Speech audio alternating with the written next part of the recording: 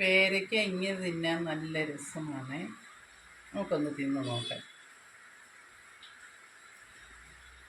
ഇതെൻ്റെ വീട്ടിലെ പേരയ്ക്കയാണ്, ബജാറിൽ നിന്ന് മേടിച്ചതല്ല.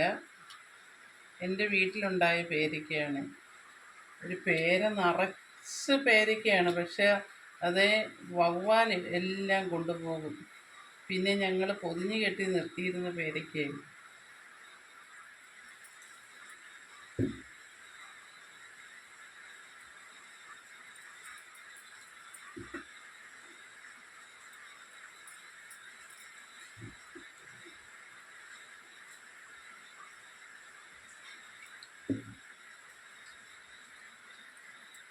നമുക്ക് കുറച്ച് ഉപ്പ് ചേർക്കാം.